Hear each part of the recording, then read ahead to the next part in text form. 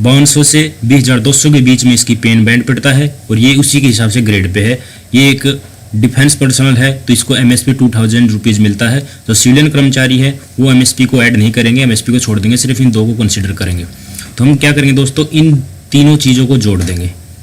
तो चलिए कैलकुलेटर से देख लेते हैं कितना जोड़ आता है इनको। 9130 9130 प्लस 2400 प्लस 2000 MSP क्योंकि डिफेंस पर्सनल है।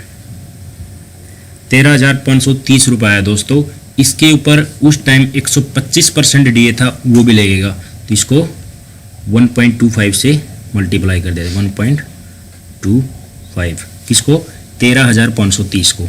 और इसके अलावा ये DA निकल आएगा, इसकी जो 125% है जो इसमें ऐड करेंगे 13,530 में, 16,912 इसमें 13,530 और ऐड कर देंगे, 13,530।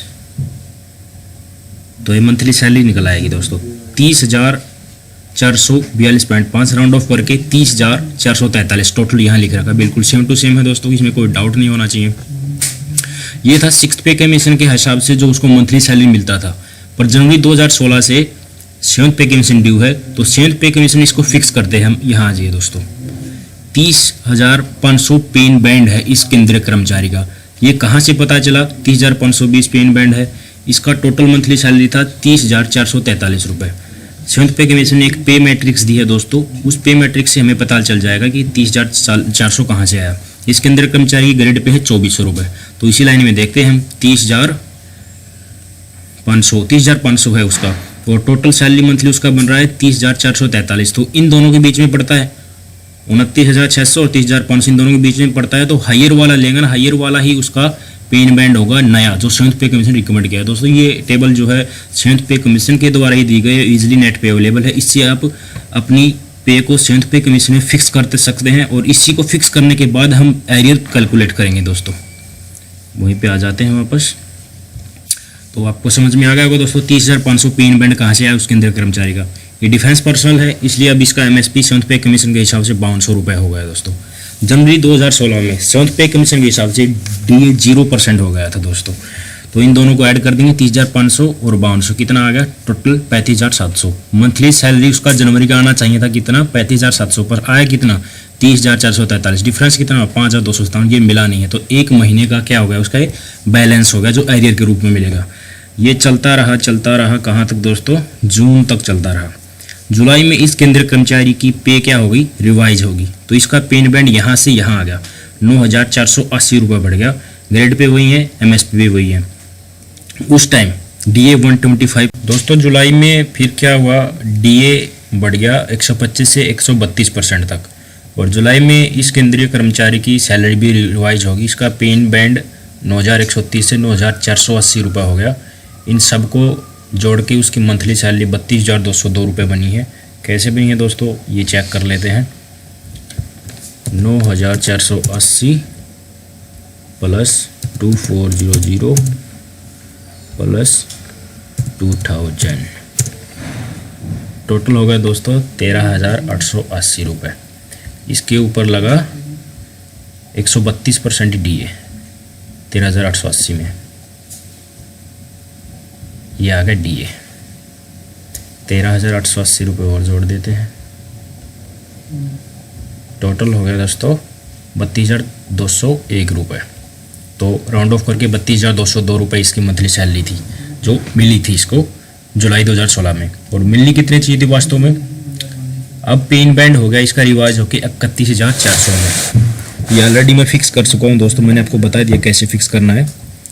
इन तीनों को जोड़ के पे मैट्रिक्स में जो भी ऊपर वाला होता है वही लिया जाएगा। तो अभी इसका पेन बैंड कितना हो गया रिवाइज होने के बाद 31,400। और MSP कितनी मिलनी चाहिए थी, 5200 रुपये इसको MSP मिलनी चाहिए थी। अगर सिविलियन कर्मचारी है तो सिर्फ इसको नहीं जोड़ेंगे, MSP को नहीं जोड़ेंगे। और DA जुलाई 2016 से कितना केंद्रीय सरकार ने एप्लीकेबल किया था, 2%। इन दोनों को जोड़ेंगे दोस्तों, इन दोनों को जोड़ेंगे तो 2% इनका निकालेंगे तो DA कितना आ जाएगा, 732 रुपये। इन दोनों को जोड़ के फिर 732 इसमें अंदर जोड़ देंगे तो मंथली सैलरी कितनी मिलनी चाहिए थी? 37,332 रुपये उसको मंथली सैलरी मिलनी चाहिए थी, पर मिली थी 32,202 रुपये। तो बैलेंस कितना होगा? 5,130 रुपये दोस्तों इसका बैलेंस होगा। ये चलता रहा कब तक? दिसंबर 2016 तक बैलेंस कितना चलता रहा? 5,130 रुपये। उसके बाद आ गया जनवरी। तो जनवरी में तो इसका ये तो रिवाइज हुआ नहीं क्योंकि जुलाई में है, जुलाई में ड्यू है रिवाइज होना। क्या चीज़ बदला जुलाई में? इसमें सॉरी जनवरी 2017 में DA 132 से बढ़कर कितना होगा? 136%। इन तीनों को जोड़ देंगे, 1.36 से मल्टीप्लाई कर देंगे, ये DA आ जाएगा। फिर इसमें जोड़ देंगे DA को तो 32,757 रुपये उसकी मंथली सैलरी होगी। दोस्तों कंफर्म करने के लिए मैं आपको बता भी देता हूँ, सबको जोड़ के दिखा देता हूँ। 9480 प्लस 2400 प्लस 2000 टोटल हो गया दोस्तों 13,880 रुपये। वही है क्योंकि पे तो रिवाइज है हुई नहीं इसकी।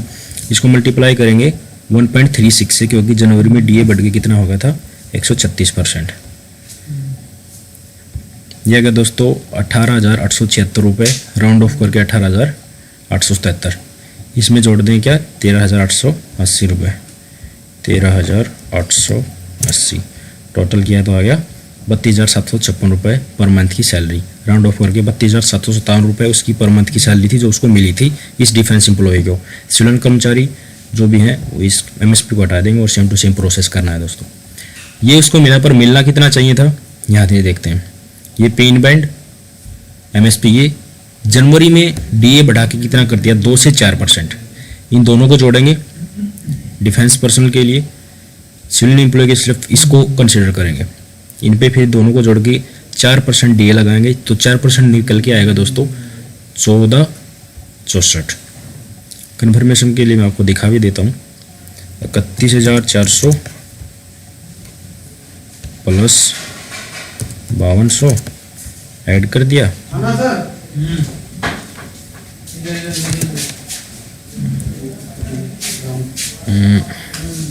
दोनों को इसका निकाल लेंगे 4% DA मल्टीप्लाई कर देंगे 0.04 से,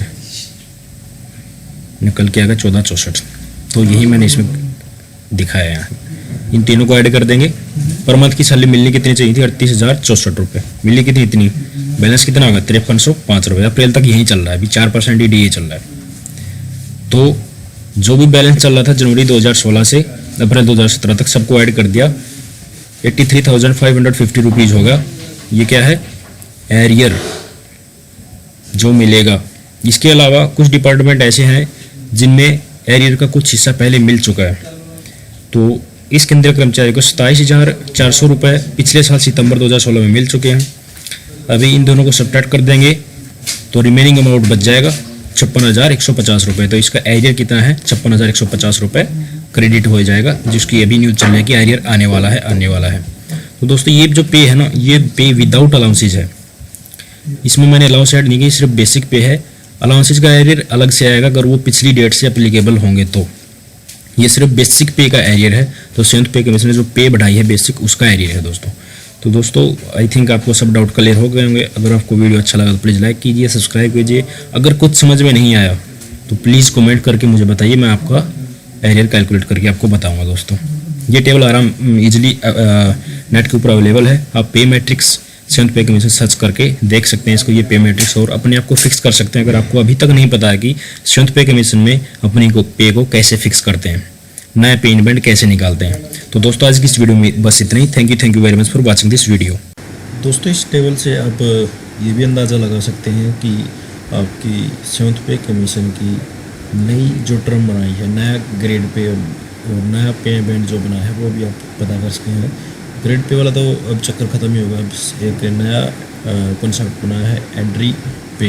अपना जो ग्रेड पे है और बेसिक पे है, उन दोनों को हम जॉइंट कर देंगे, दोनों को प्लस कर देंगे तो एक नया टर्म निकल के आएगा एंट्री पे। वही टर्म क्या कहलाएगा? अब जो नई संयुक्त पे कमीशन की देन है। तो सबके लिए अब ग्रेड पे एंट्री पे को भूल जाए, सब अब एंट्री पे से बात करेंगे।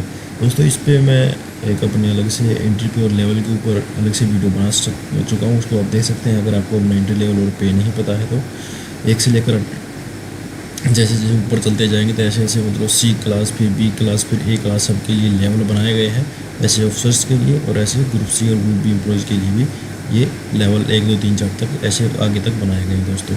और नीचे है ये ईयर ऑफ सर्विस, कितनी सर्विस पे कर्मचारी कितना है। तो दोस्तों इस टेबल से आप आराम से अंदाज़ा ला सकते हैं कि आपकी लेवल और एंट्री पे कितना होगा।